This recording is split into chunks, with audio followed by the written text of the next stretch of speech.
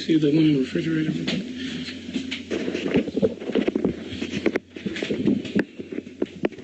Hey. Hey guys, invite your followers, share on Facebook and Twitter. And hello, Apostle Elijah. Endless Favor, good to see you. Such a faithful, regular viewer. I appreciate that. Mrs. Garrett, hello. Thank you guys. Invite your followers, share on Facebook and Twitter. This is going to be excellent tonight. Nikki Ann 7, hello. Jonas 01, hello.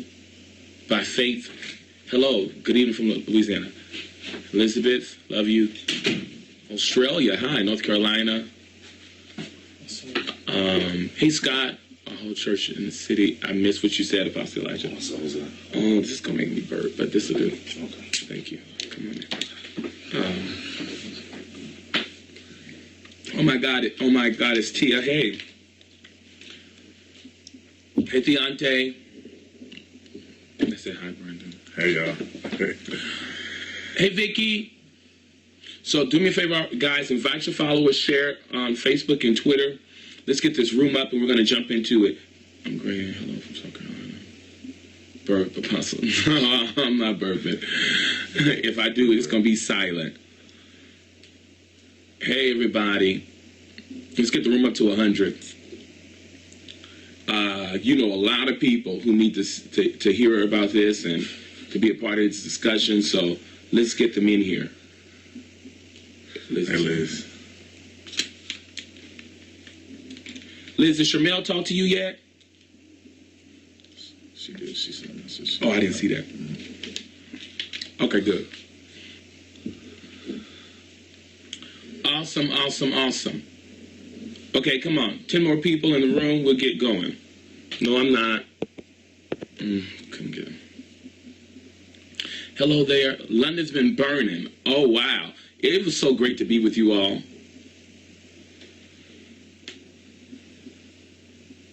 Awesome. If you haven't already, invite your followers, share on Facebook and Twitter. All right. NYC is here. Hello, NYC. I think that's Amber Lawton's. Hello. Carla, she's a great photographer. She took Makai's headshots. I need to get her back in. I keep saying I am, and I'm failing. Pray for me. Okay, hey guys, Rock Church is in the house. Okay, let's get started. Invite, share. Give lots of hearts throughout this. Okay, my name is Sherman Dumas, and I'm an author, speaker, creative entrepreneur, and pastor of an amazing multi-site church movement called Kingdom Culture Worship Center. One church in 4 different cities in Southern California. But that's part of what I do. In addition to what I do is I'm what some people call a deliverance minister. I decided to coin the phrase freedom coach. So I help people get free, stay free in their lives is a big part of what I do in my ministry across the world. And I decided to be able to start hosting freedom talks, an opportunity to talk with people who have dealt with different struggles in their lives, who are believers. They're saved. They love the Lord, but they struggle. And I want to talk to you all about that because I think it's vitally important for you to understand that salvation is just the first step. But there is so important that we understand that Jesus came to set the captives free. To set the captives free. And so many of us are saved, but then there's still things that have tried to attach itself to our souls, to hold us down, to keep us in bondage. And Jesus came not just to save you, but to deliver you. And he is a strong deliverer. And so I'm going to... again, it's a part of what I do. You see behind me, my brand is on the wall. Activate, mobilize, embrace your freedom. It's just like what we do everywhere. So today, I want to talk about a topic that we're going to kind of engage each other tonight. But I want to talk about a topic that I think is really, really important. Something that I have even struggled with. So this one is going to be a little different than some of the other ones that I'll do because I haven't had much experience in those. But with this, I can actually relate.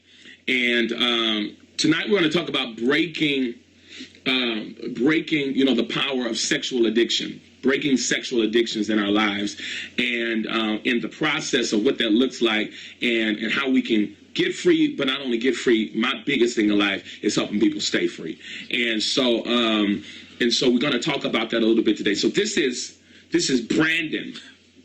This is Brandon Allen, and Brandon Allen is one of my spiritual sons here in the Kingdom Culture Movement. And Brandon, how long have we been walking together? About 6 years. Why you look down while you say that? Talk to these people. About 6 years. Hey y'all, how y'all doing? About 6 years. About 6 years you've been walking with me. Okay. And so Brandon, basically forever, Scott. So Brandon has quite a journey. Our relationship has had some ups and downs. Yes. The downs came because of you, but but we had some ups and downs in our relationship, and a lot of the ups and downs came from his struggle with sexual addiction. So I know, of course, a lot of your story. Mm-hmm. I want you to talk about, because I know that some of this stuff happening was birthed forth, seeded in your life, in your childhood. Right. Talk a little bit to the people about what happened to you in your childhood that you felt kind of like opened the door to this whole struggle that you've been dealing with. So one of the things that really affected me is actually being in a situation to where I felt like where I was emotionally and physically abused. So this thing started probably from a young age. So living in a household where there's different things that you see as far as alcoholic abuse, just mental abuse and physical abuse, these things that take toll on a young person really affected me. So I was young, I was kind of isolated, and I didn't really have any outlets. And probably around the age of 6 or 7, porn opened up for me, and it was an accident. Like I ran across it, and how'd you run across it? I ran across it. I saw stuff. I saw honestly books that were available, movies that were there. Just to be vague. Oh, okay. Oh, you being vague on purpose? Because I don't want to push you in a place you don't want to go. No, I'll go there. Okay. So even my father had some of the similar things, some of the similar addictions, and so I would see these things that he had, that he owned, and I didn't know what they were. And then other experiences from people telling me things, I didn't know what this was, but I started engaging it because this was something I saw he did. And so probably around the age of 9 is when I really first experienced masturbation and porn. And it was scary at first because I didn't know what it was. It was extremely scary. But around 9, I really started engaging in masturbation. And once that door opened, I would stay up late nights, probably 3, 4, 5 o'clock in the morning, watching porn every day. Like probably when I got 12, 13, 14, probably masturbating multiple times a day. And I did this, and because I thought that this is what, growing up felt like. This is what made me feel good. There was a lot of other situations that were happening at school, at home, outside of that I had very few things that made me feel safe. So sports made me feel safe. Sports made me feel safe, and this addiction made me feel safe. So it was definitely something I did. I can remember there was a period of probably about 3 years where I probably would watch porn and masturbate probably at least 3 times a day, and it was in my teenage years, and it grew into my adulthood, like serious addiction to porn. Hundreds and hundreds of videos downloaded, hidden collections of porn, things like that. So let me ask you this. So do you feel like now in your life, do you feel like you're free from sexual addiction?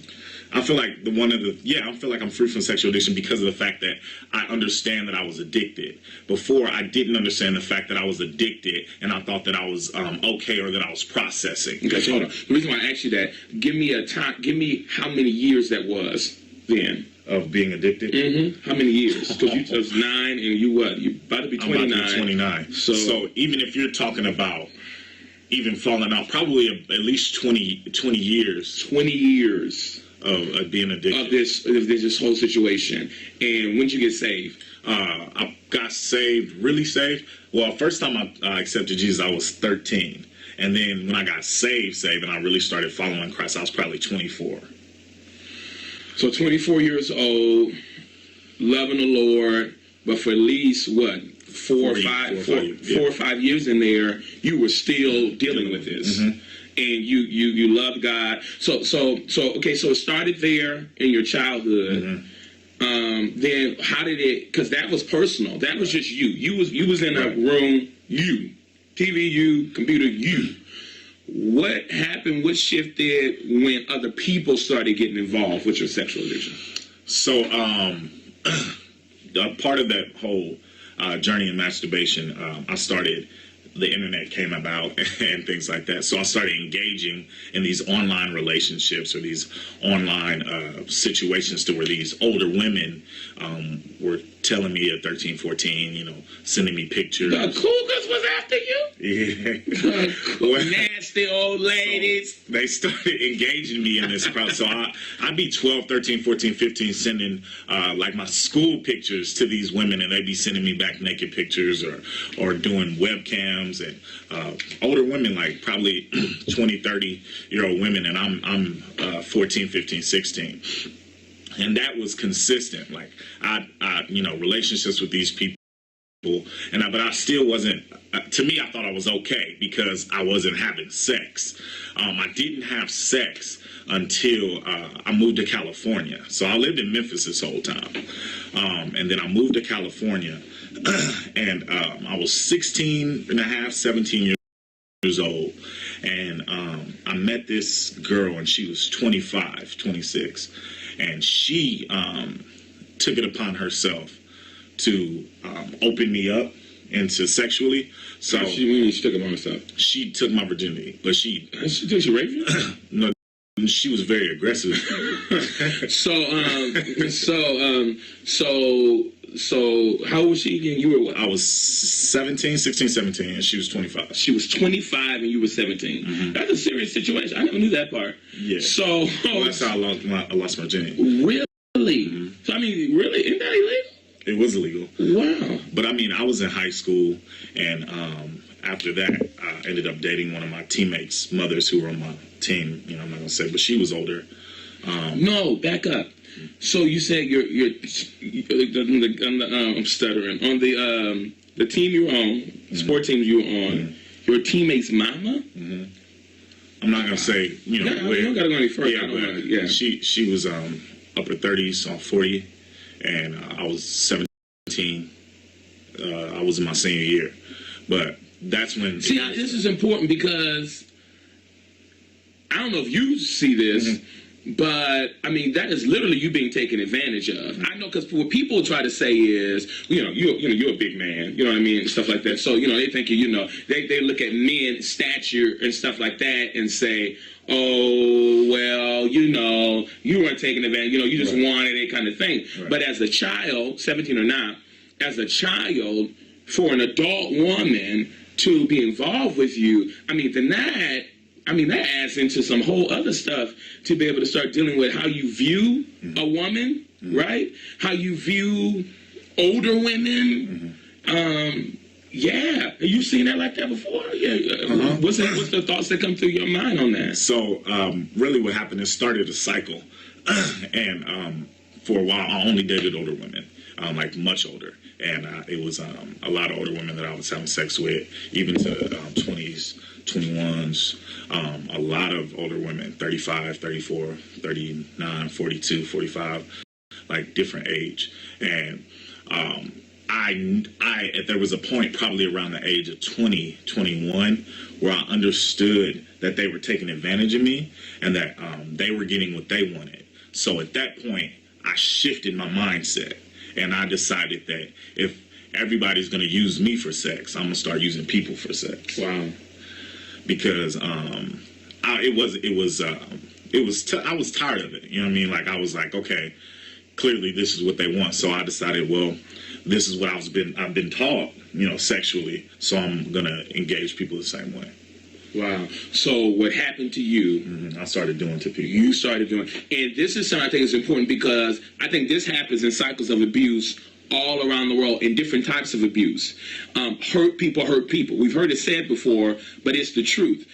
Some people in journeying through life, I try to create an atmosphere where people are really honest, especially Kingdom Culture. We really work on that real hard. It's tough, but we try to work on that around here about being really honest about where you are, that everybody has an issue, a place where God is working on them at. That's a really, really important part of our culture. So I end up finding out things about people, and one of the things that I've learned in my journey of helping people and serving people and coaching people through their freedom and their deliverance is that many people ended up in these spaces and in these places of doing different things because it's a cycle of what they've received in their own life, and it becomes this really ever-living cycle. So they begin to do that to other people who begin to walk in cycles, and who begins to walk in cycles.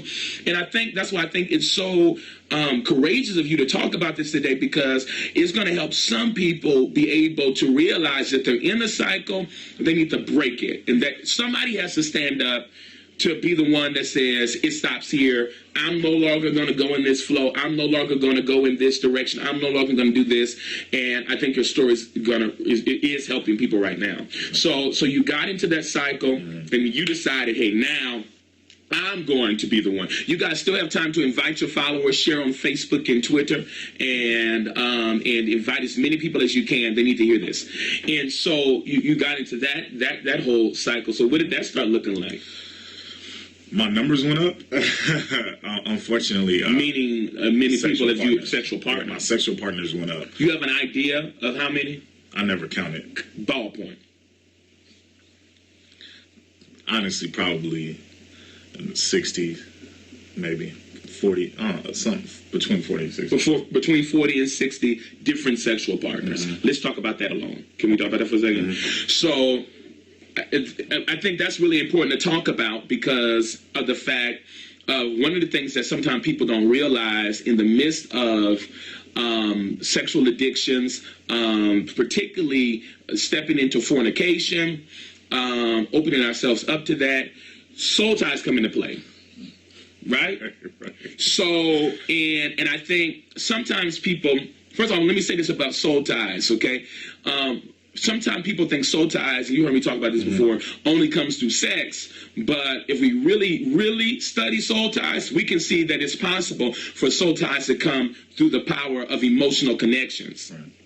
Right? Because many people, before they ever move into a sexual encounter with an individual, were already connected in their soul emotionally with that person. Right. And this is why people who are even best friends, people that so bestie, I can't move without you move, got to be careful, because sometimes they even fall into these emotional connections and these soul ties. So if we're talking 40 to 60 women, then we're talking 40 to 60 soul ties of people you're connected with, and whatever stuff that they've been dealing with, the possibility of that stuff being translated into what you're dealing with, right? Because that's what, when God was talking about sex and even a form of sex, the purpose for the two becoming one.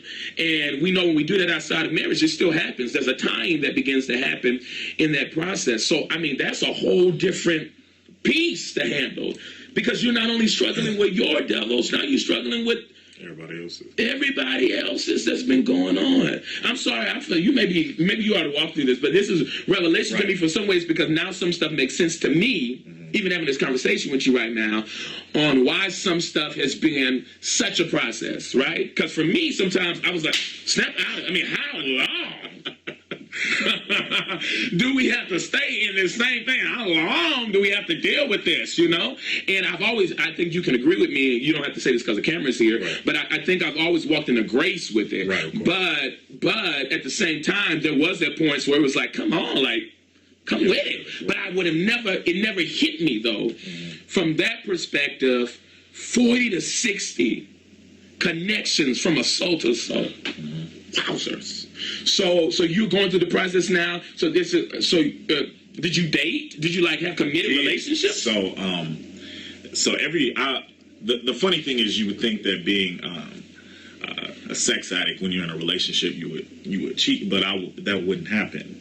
I would actually avoid relationships as long as possible to avoid from cheating. But when I was in a committed, like I said out loud, this is my girlfriend, I didn't cheat. There were situations that I would become stuck in because of the opposite of it, which was the secrecy of it, that would cause different things to happen. But majority of when I was out there, when I was in a relationship, so I had a relationship when I was in Arkansas, I had a relationship when I was at Cal State San Bernardino, and those relationships, that's when majority of that time that I dealt in that kind of situation to where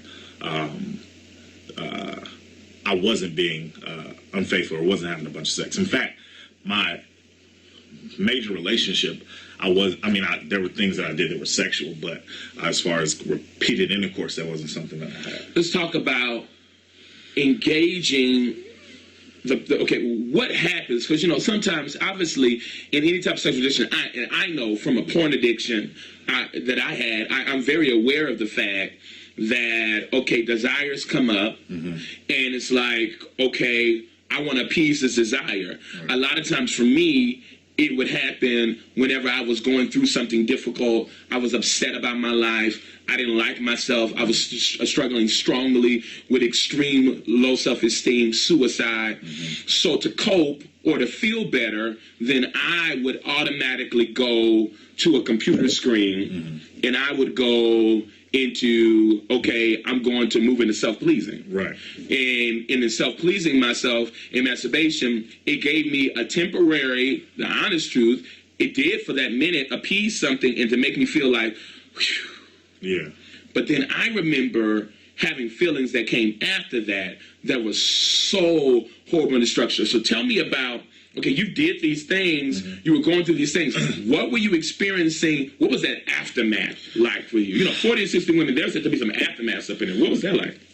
So this is what I did. So there was a period of time that I was extremely connected to emotionally and that was in depression and things like that. That's where a lot of the largeness grew in it. So I was sad, I was depressed. So in that switch that I did in my mind, I turned off my emotions. Wow. So I had to disconnect from my emotions to continue to do that.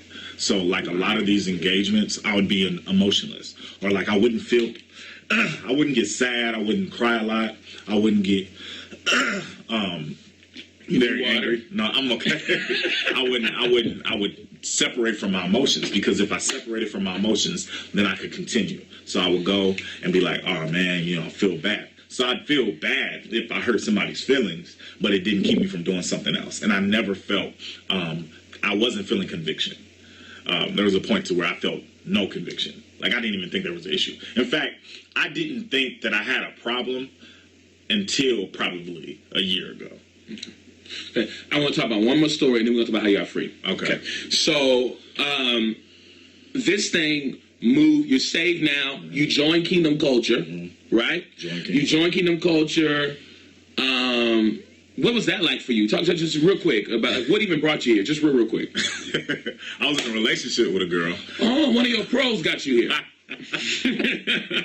So a girl actually that I was dealing with brought me to the church. Funny, and I stayed. She left, but I came and I was like, okay. First thing that ever happened, I received a prophetic word. I never received a prophetic word before, and it was like jaw dropping, like. I was crying. It's only been a couple of times in my 20s at that point that I was really crying or vulnerable to cry. I was crying. I was open. I was like, oh my God, what is this feeling? I've never felt this before. And not only the feeling, but I never understood what was happening. Like it was a new reception. And at that point, I had just probably about a year before that, I had experienced Holy Spirit for the first time, like real encounter, like personal encounter. So I knew that this was something that I was supposed to have. So I was like, I'm good. I'm done. I'm with it. let's go, because I was trying not to have sex, and yeah. So that moment was a great moment, bringing you into the house. Awesome. You got connected Amazing. into the house. Yeah. Got connected in with me. We started building relationship. Yeah. You started serving as Your armor bearer. as my armor bearer. Oh, So yeah. you were serving with me. For 5 years. You're supposed to be on guard with me in prayer. Supposed to be Guard and and protect. and then in the natural and all of that good stuff, and just serving. And you travel with me to different parts of the country and all of that, right? All of it. So, but in that process where we were supposedly building a relationship, there was something else going on. There was something else going on. Talk about what was going on with a female elder in the church. So I was just to keep it real, like literally from the day that I got here, there was somebody I saw that I was like, I was interested in. One of the main things that Apostle said when I first got here is that I needed time to process. So I didn't need to be in any relationship. So I told you to stay away from women. Stay away from women. Okay. He told women to stay away from me. I made it clear, didn't I? He told them over the mics. Yeah, he said, y'all leave him alone. He's processing. He doesn't need it. He said it. That didn't happen. So what happened was I connected to a specific woman, and we started engaging in conversations, and the conversations turned into daily conversations, turned into a lot of conversations, and it turned into spending a lot of time, and then it turned into this big secret relationship. And the reason why it was secret is because at the very beginning, from the start, we were told that it shouldn't happen. But we decided that we wanted what we knew better. We knew better. We knew that we could be okay, that it would be fine, that we would do what we need to do, and then we would just be good. But the reality is that secrecy opens up the floodgates for everything else. What? Secrecy, that's good. Secrecy opens up the floodgates for a whole bunch of other stuff, right? Right. In my book, Secrets, Lies, and Leadership, one of the things that I say in the book is that a secret, the only power that a secret has is that it's a secret. Mm-hmm. But when you tell the secret, it loses its power. Right. But I didn't understand that. Mm-hmm. And what I thought I was doing was protecting myself and protecting everybody. So I'm like, okay. And I was used to isolation. I was used to people not asking me questions, and if they asked me questions, I was good at lying. I was good at avoiding it. I had to lie. I had to lie how bad I was hurting. I had to lie about what I was going through. I had to lie about my real situations. I had to lie about my mindsets. I had to lie about my feelings. So lying just became something I had to do. Like it was a part of what was coming out of me. And so when something I thought was okay and I thought was good, but I didn't want to lose it, I was like, well, I'll just lie about it. And that's kind of where that started. And it started, and then it grew a lot. So y'all started off with a conversation, but it didn't stop there. It didn't stop. There's an elder, female elder in the house. What happens after that? Y'all start talking with us? We start talking. We end up eventually engaging into a sexual relationship. And yeah, it was way down the line. But y'all had a lot of car sex, didn't you? A lot of sneaking late night in the car. Stuff that you wouldn't like. Avoiding, like nobody would know. Nobody knew. Well, people knew, but nobody really knew. You know what I mean? Of course, things were revealed, but even in the revelation, we continued to lie. So let's talk about that. Mm-hmm. So it became obvious to me, spiritually, that something was going on that was out of whack, right? Right. So then I came and I talked to you. What was that like? The first time, we denied where we were, how bad it was, and then we were just like avoiding it.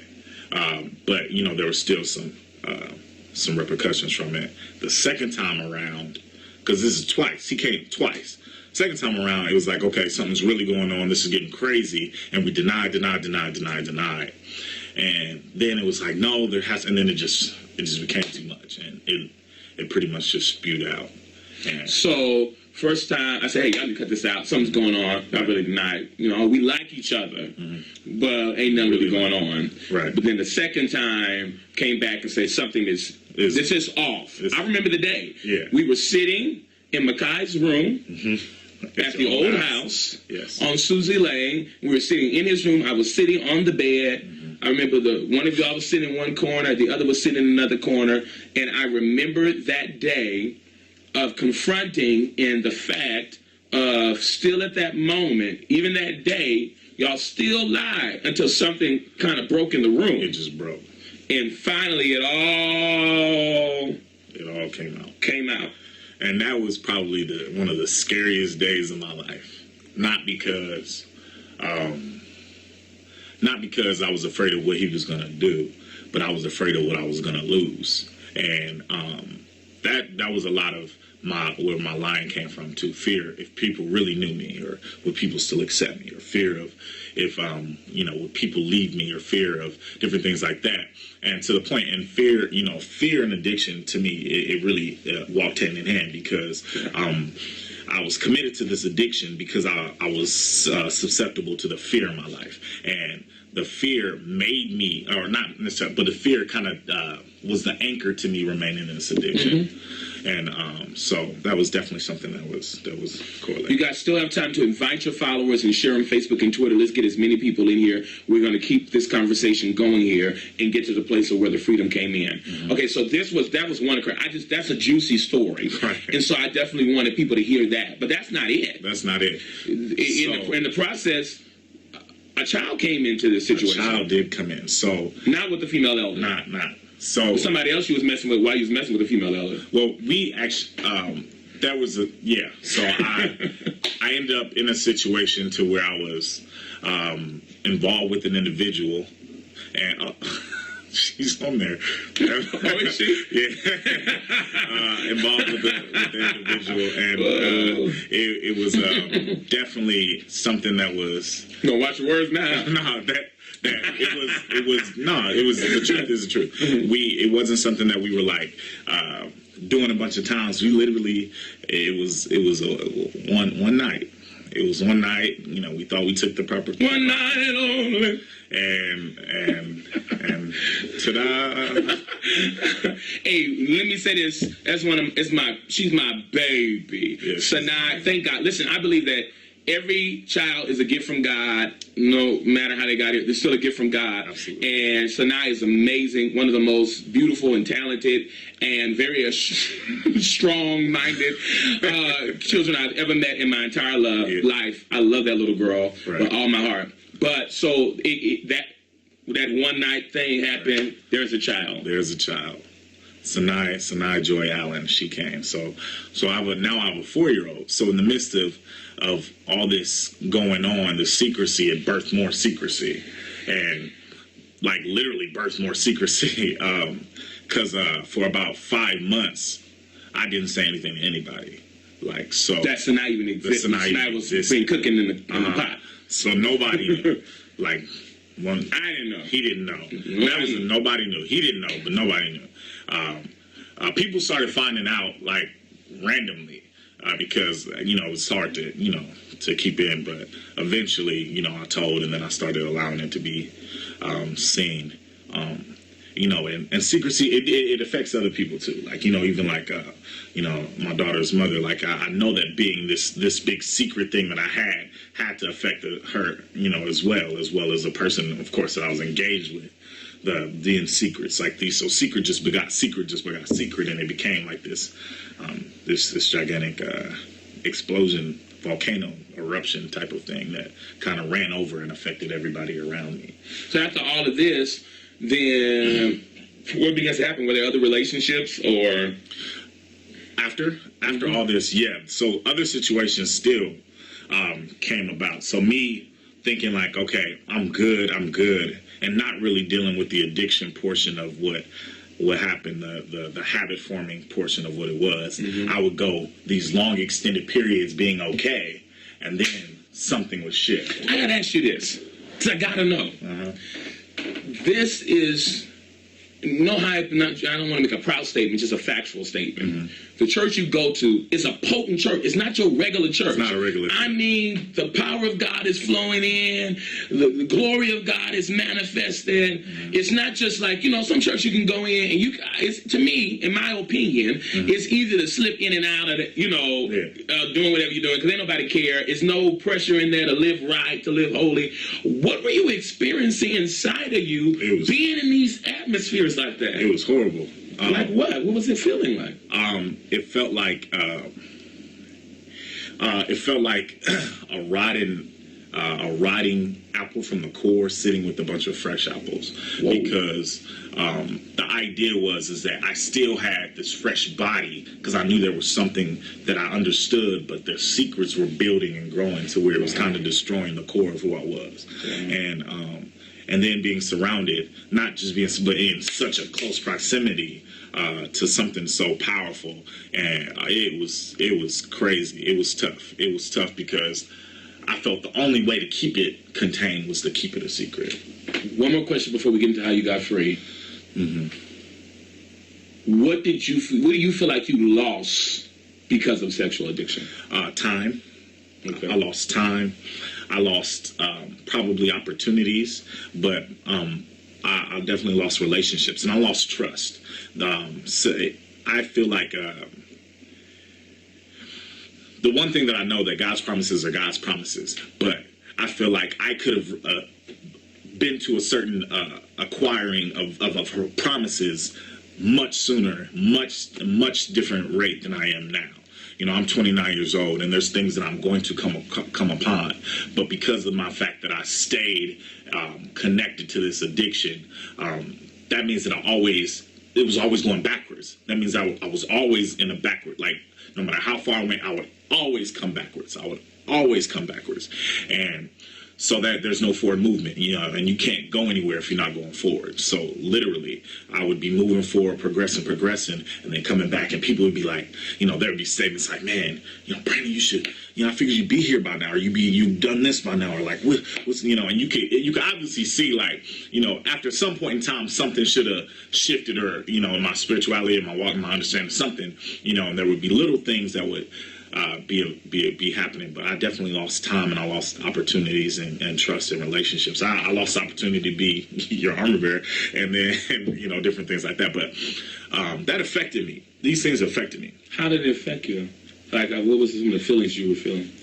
Disgust, distraught, like extreme sadness.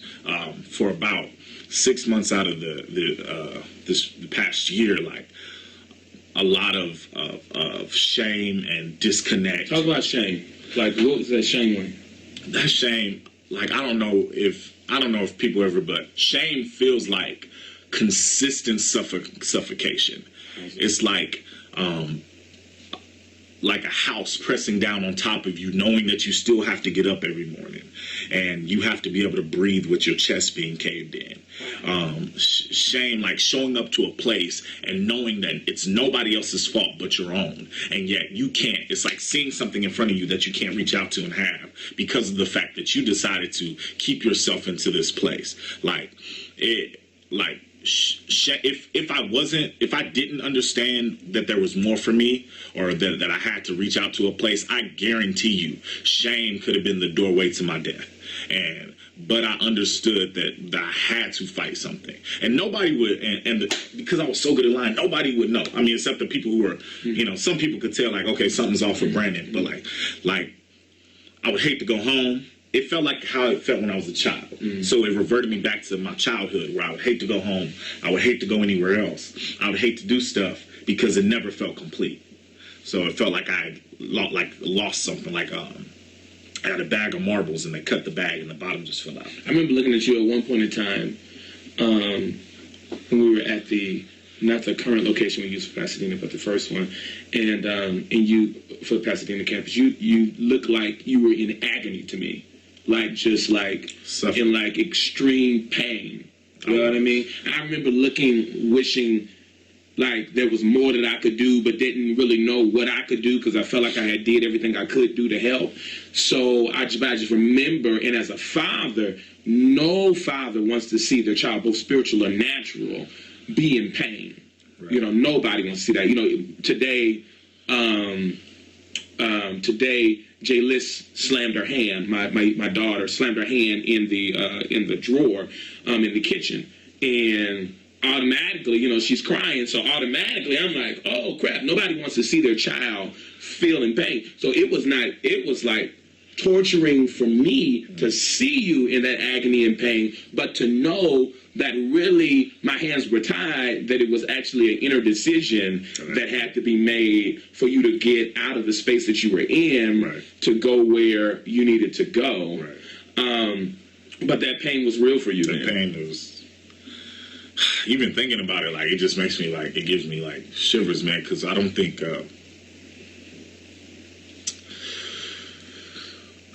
like understanding like how bad your mistakes can affect other people, and how bad that your mistakes can affect you, and not just the fact that you're living in mistakes, but you're surrounded in the same thing over and over. And it's like you make this comparison. It's like drinking poison, expecting something different to happen. Mm-hmm. Like you're consistently drinking the same death drink, and you want something else to happen. And it was like waking up to every morning, like cheers, like hoping that this morning that I would feel different, walking in the exact same way, or making the exact same decisions, or having the exact same mindset. So, how did freedom come? A decision. Like freedom came in a decision. Mm-hmm. Do y'all hear that? Hold it now. Freedom came in a decision. Talk about that. What do you mean? Like, it literally came down to like life or death. Do I want to choose to continue to be like this? Hold it. Invite your followers, share on Facebook and Twitter, because this is where the freedom comes now. I have a statement I always make. Freedom is available. Why be bound? Get as many people in here. Even if you've already invited, share again, invite again, get people in here. Come on, talk. So I looked at literally the things that I was doing, and it came to one point to where I had to literally decide if this is the route that I wanted to go down. Like for the rest of my life, or my future children, or the people who I'm going to connect with, or the people who are connected to my ministry, is this what I'm going to do forever? Like, and I had to decide that I had a problem and I didn't want to have the problem anymore. And it came to a lot of revelation, because I thought I was okay, or I would push off that I was okay, or present that I was all right, nothing was wrong with me. And I had to accept that something was wrong with me. Something was really wrong. And that I had to make a decision. And it didn't, delivery sessions were, there, and things like that. But it wasn't the deliverance session that shifted it. It was me deciding to accept the deliverance and being like, this is what I want instead of this. And so just, you've been how many doggone deliverance sessions you've been? Just in mass deliverance sessions with me, right? Because I'm always casting out devils is what I do. So you traveling with me, I'm casting out people coughing, doing their stuff, getting free. All kind of stuff is happening in the atmosphere. Right. But so there came a final decision that you wanted to accept deliverance. I wanted to accept it. I didn't want to just live in the midst. So it was like deliverance was there, and I would live under the umbrella of deliverance instead of taking it as my own. I don't know if that makes sense, but so that's how I would get through I would be good under this umbrella, but as soon as I stepped under the umbrella, it would be like, oh shoot, I'm back at it again, in the white dance. But what I had to do is decide that I didn't just want to live under this covering, but I wanted to walk out this lifestyle. So those decisions led to freedom. Yeah. But did it lead to actions? Yeah. So one of the main things. So the actions. It's so funny. Well, let's back up. Okay. So in this whole process, towards the latter part of this process, at this point, you've been stripped from all kinds of leadership in the house of God. Yep, leadership, everything. So I've been stripped from all leadership. Almost. Why were you stripped from leadership? Like, what was the purpose of you being stripped? Well, no, not why. I know that, but what was the purpose?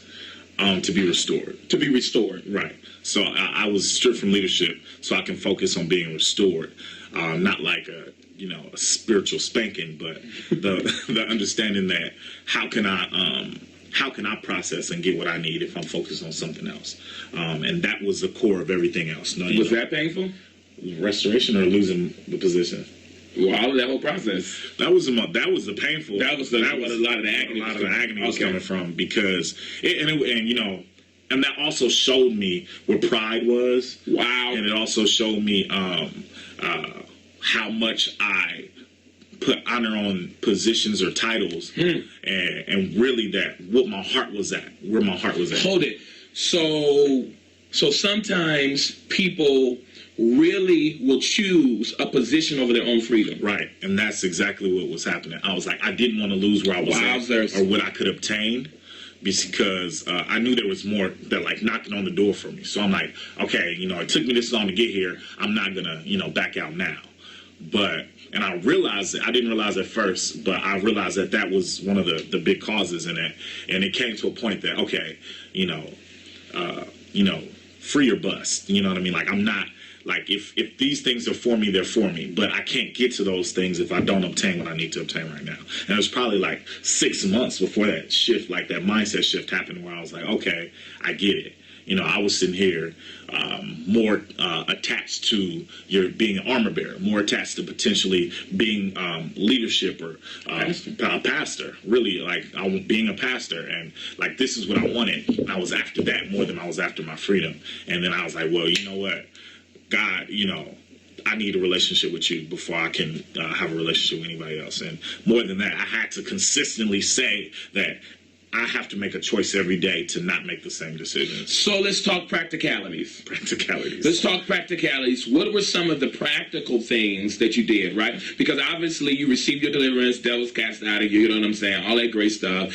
But what were some of the practical things you did? I had to consistently say no, and not no to necessarily women or people, but no to old habits. So like I knew that I could easily just be in a situation that could potentially lead to something. So I had to make myself say no to, okay, I know that when I wake up in the morning, first thing I want to do probably is check my phone or text somebody. But instead of doing that, I know I have to get in the presence of the Lord, because if I don't, then I'm going to be dealing with. So you found your triggers. Yeah. You found the stuff and the weak points of when you could see that you would get into the cycles of being in bondage. Right. Like at this point in time, if I was feeling this kind of way, so then you became aware of that. Mm-hmm. So then you fought in those times? I fought. Like, I talk to myself and a lot now. And I did before, but like I literally, like even on my way here, I was like, okay, I see you, devil. I see what you're trying to do. Trying to, the distractions, the conversations, so I say, I see what you're trying to do. I see where you're trying to take my mind prior to this place. And even trying to make fear spark up. Fear, because fear is the root of a lot of the things, trying to make me be fearful of saying this or doing this. But honestly, like looking at that and say, okay, all right, I see you, and understanding that I had to make a different decision in the midst of every single thing that popped up. Okay, let's get even more detail. Mm-hmm. So I know the fact that you had a lot of activity on your social media. A lot. So what they don't know is part of what you do, your call to the world is that you're an artist, right? And so you're a poet. Am I saying right? Yes, spoken word artist. Okay, I didn't know what this is. Okay. One of the same. They're different writer and okay, well, both. He's both. He's a poet and a spoken word artist, and you can actually rap too. I can. People rap. Hate on your rap skills, but your father believes in you, so it doesn't matter. People we're gonna see. So these are things so you're going into all of these spaces. Right. You're going into all these spaces, right, where women are like, "Oh, Brandon, it's so amazing!" Right. And so there's something that I always tell you about going in those environments. What's some of the stuff I tell you about going in all those environments? One, don't get people's phone numbers. Huh? Say it again. Don't get people's phone numbers. Don't get people's phone numbers. Now, there's some people on here who say, well, that's just extreme. Well, that's just crazy. Kind of talk to them about how you might have felt that way before, and what that looked like for you now. So I did feel like that before. I felt like this is nothing, like it's conversation. But what happens is it would be the conversations that I would get or that I would have, and I start texting, that would turn into more, that would turn into pictures, that would turn into, well, what are you doing at 12:01, because I was up, or because I was it. So making a decision, and then if I closed one door and then I got another number, it's like opening up another opportunity. So I wasn't never really, it's like shutting the door and walking into another one. It was never really actually doing that. But, and it wasn't just a woman, it was me too. You know what I mean? Because I knew how I felt, and I knew what I could get away with and what I couldn't get away with.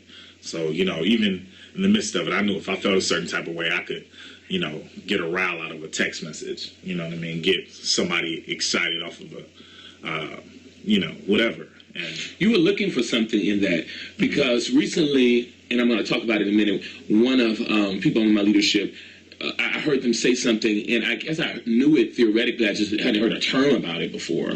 But they were talking about not just sexual addictions, but love addictions. Love addiction. You got something out of these. You told me this about a month or so ago, that you got something out of the fact, even if you weren't into these women. Say it again. Being desired.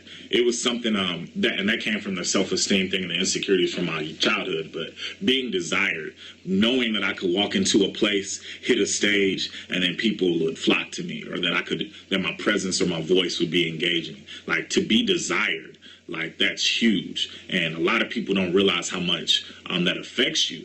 Like, everybody wants to be fulfilled. Everybody wants to be connected. Everybody wants to have somebody or to fill a void. And when you have this misconception of what loneliness really is, and that loneliness is only an opportunity for you to access Jesus more, and not really a downfall, that you have to shift your mindset into it. And that you said it again. You said loneliness is just an opportunity to access Jesus more. Right. Wow. Yeah. So I thought I had a problem in the midst of my loneliness, but I didn't realize that it was opportunity for me to grow in Christ. And that was one of the things that I had to shift to. Like, so loneliness will cause me to be like, well, I know I can go here, and and it would be, and and I'm not trying to make light of it or trying to make myself seem like haughty or anything, but like, I know that if I perform somewhere, there would at least be one person that would come up to me and tell me that I did well, or in my face or something like that. And that was fulfilling. It fed that pride thing, that thing that I said I really became aware of, that pride, feeling like a Rolodex of people meant something. The more people I was connected to, it meant that I was more important.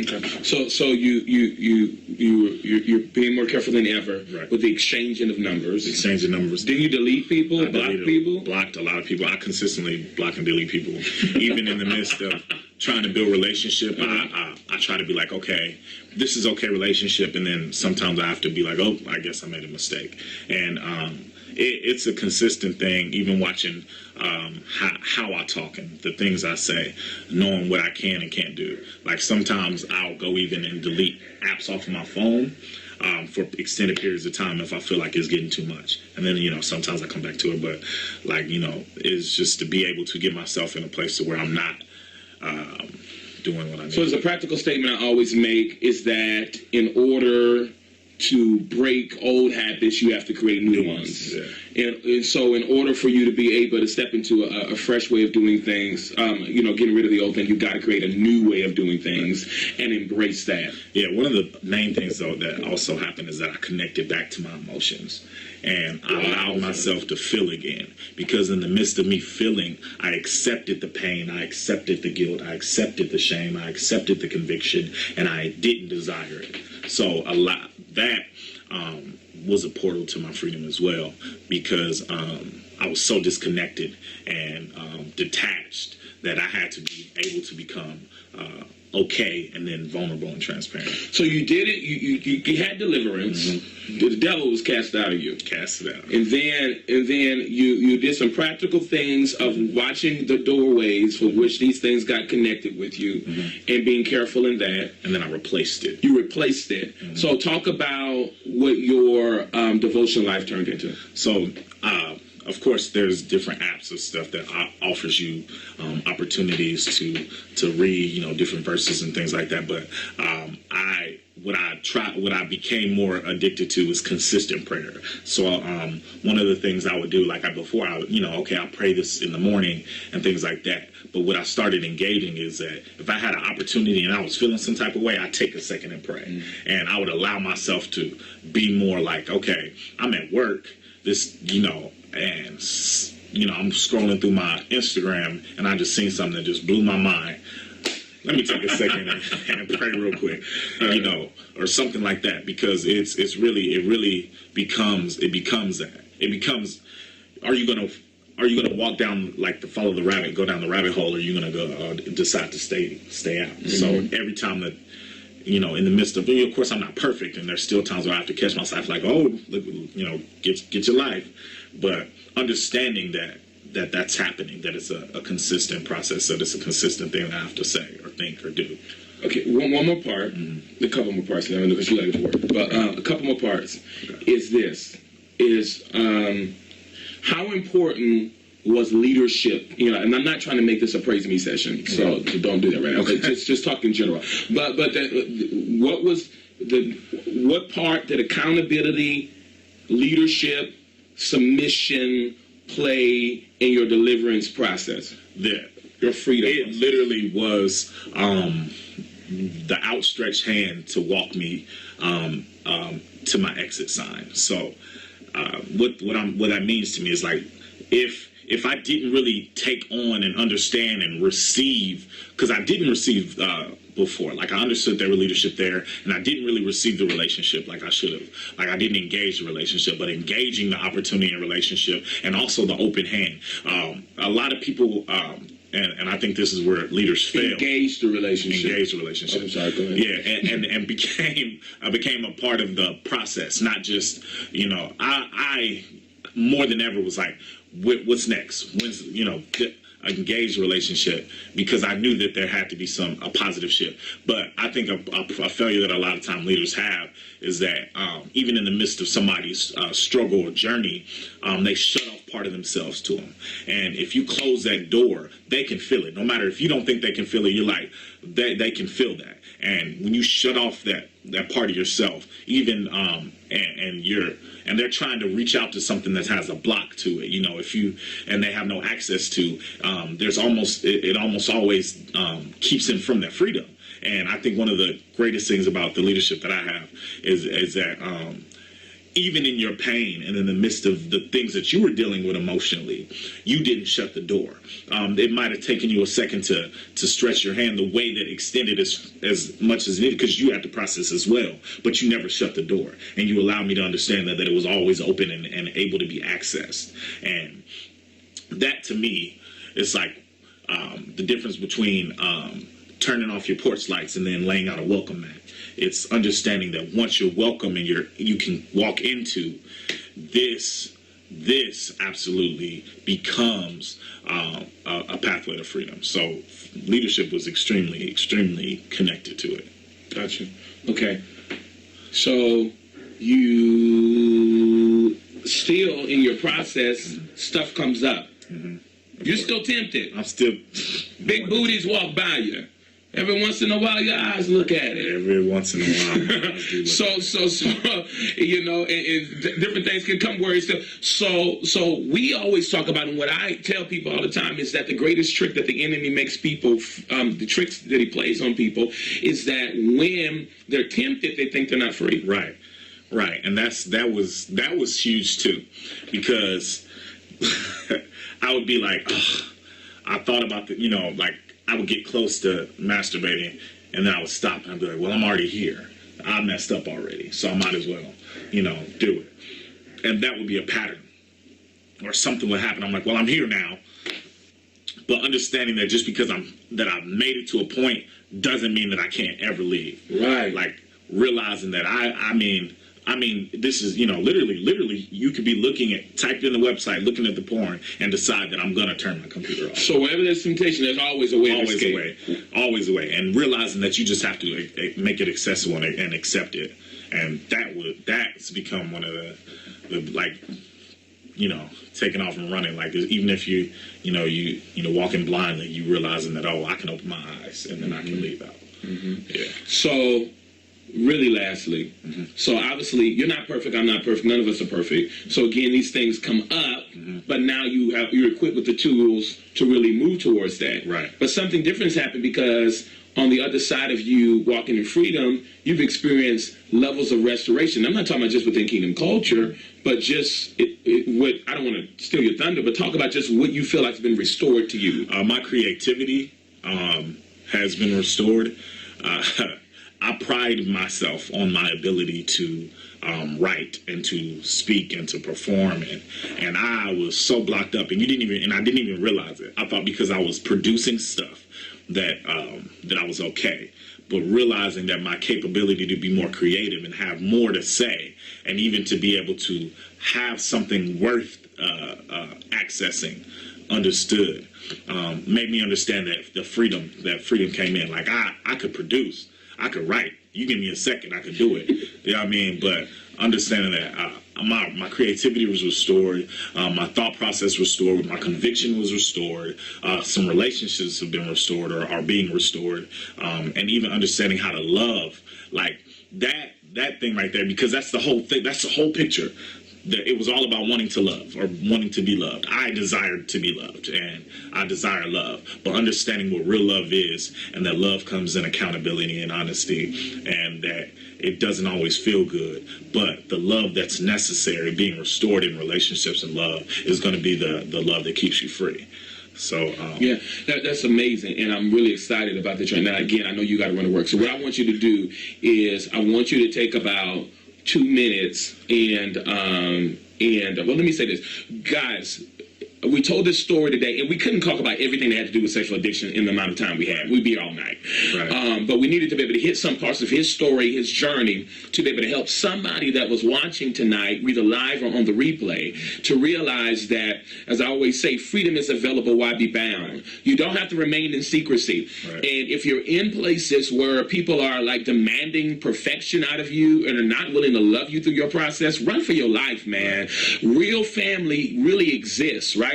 Real community really exists that is willing to walk with you and stick in with you no matter what to help you. You do not have to be stuck in your problem and in your situation. Don't let your secrets destroy you, but stop and give an opportunity now to tell on what's trying to kill you. And when you begin to tell on what's trying to kill you, you begin to kill what's trying to kill you. Amen. Because through the power of your testimony and being honest about where you're at, freedom becomes available. You begin to be able to embrace it in a way you've never experienced before. Take 2 minutes, Brandon, and pray for people who may be stuck in that. So, Father God, we just thank you right now, Lord, that you're literally giving us the opportunity to understand that addiction is there, but it does not have to be our continual problem. So we just thank you right now, Lord, that we're able to receive your freedom in the name of Jesus. Even in the midst of where we are right now, Father, we just lift our hands and receive Holy Spirit like never before, God. We understand that we can accept Christ, God, and deny the enemy, Father. So right now, God, we just take in, God, everything that you have for us, God. We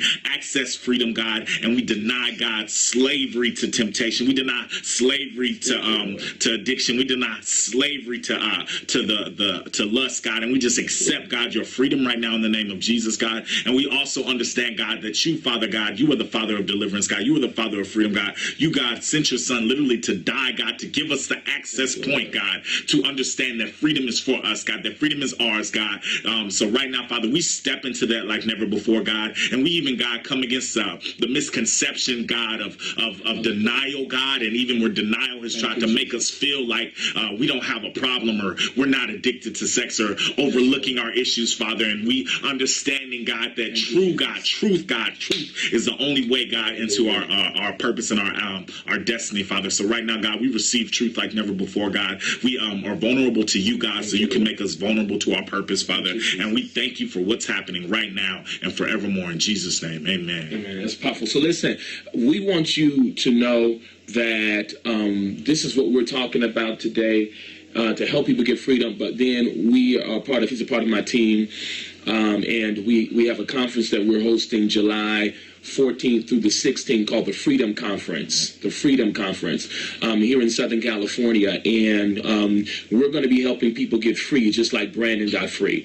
And not only that, we're going to be equipping them with the tools to help others get free, and how to take both the prophetic, healing, and deliverance into their spheres of influence is going to be amazing. Matthew Stevenson, Judith McAllister, Sherman Dumas, Jaquette Dumas, Christabel Clack will be leading worship. Even one of my daughters is going to be on the panel. That's going to be Marquita Bradley. She's going to be on the panel. Is going to be helping to help people know how to take the kingdom of God and freedom into the marketplace. She's an amazing casting director in Hollywood, and she's going to be there, and so many others that we're adding to it. You don't want to miss this. Oh, Emily Tingley from Temecula. She's going to be doing worship in one of the sessions. It's going to be amazing. Again, it's Freedom Conference, and I want you to go to the website, ShermanDumas.com. Kenneth Noel, thank you. Yes, Kenny will be here. It's going to be amazing. I want you to go to ShermanDumas.com, and I want you to register. Get your spot. Book your hotel, get your flight, no excuses. Wherever you are around the world, get to Kingdom Culture, get to the Freedom Conference hosted by myself, Sherman Dumas, and my brand. And listen, God is going to do something amazing for you. And I want you to be a part of it, and I want you to experience it. One more thing I'm going to tell you before you go. I'm going to show you a resource, so don't go. A resource that's going to help you. I'm actually about to give this resource to Brandon. But a resource that if you got to go, run. You got to go? Okay. So this is a book called Pure Desire. One of the young women under my leadership turned me on to this book. And once I became aware of this book, I've been buying it. I recently had a package of about 6 of them delivered. And so I've been buying it. And this book really helps people learn how to triumph over sexual temptation and addictions. And I recommend it highly. I'm walking people through it right now. Ted Roberts is the author. And the book is called Pure Desire. I'm giving this to Brandon not because I feel like he's stuck, but we can always grow and become greater and go to the next level. So that's yours, son. Go to work. But again, I want you to go to the website, register. Thursday night, I'm going to be back again with another Freedom Talk. Thursday night at 8 p.m. One of my daughters in the Lord, her name is Elizabeth Lawton. She's also been with me about the same amount of time that Brandon's been with me, for about 6 years. And we're going to talk about breaking free from alcoholism. So we're going to deal with alcoholism and drug addiction. And Liz is on here now. Follow her. Liz, Sweet Liz is Lizz Sweet. Say something again, Elizabeth, and put some emojis up so they can know it's you. I want you to go and follow her. That's one of my babies. She crazy, but she mine, and I love her so much. And I don't mean crazy like in a not so going to crazy house, but Liz is something else. She's amazing, though. She's a giant in the kingdom. She is. She's my precious. And so I'm going to be sitting down with her. Thursday at 8 o'clock p.m. right here again.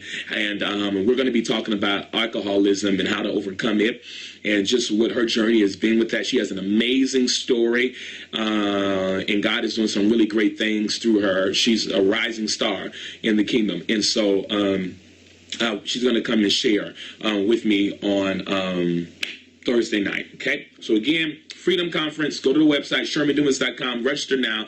It's going to be amazing. It's going to change your world. I'm telling you, I'm not hyping you. The proof is in the pudding. Also, let me tell you this.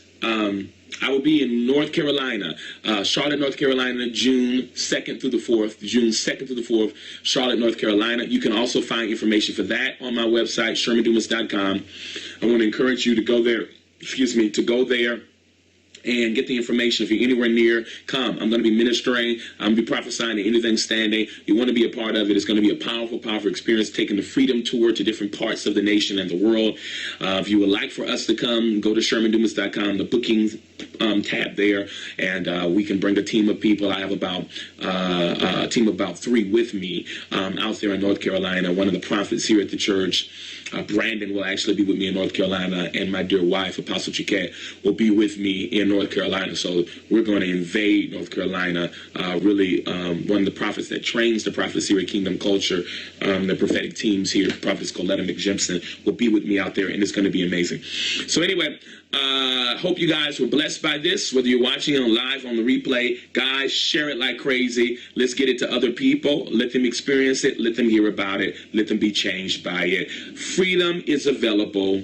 Why be bound? It is possible to walk in true freedom. Being a Christian does not mean perfection, does not mean that you don't have issues that you need to overcome. God has made it available for you. I want to create a safe place for you in your life to be able to say, I need freedom. And that's right. Somebody put it there. And who the Son sets free, and that's exactly how I was going to end it, is free indeed. Love you guys. Bye-bye.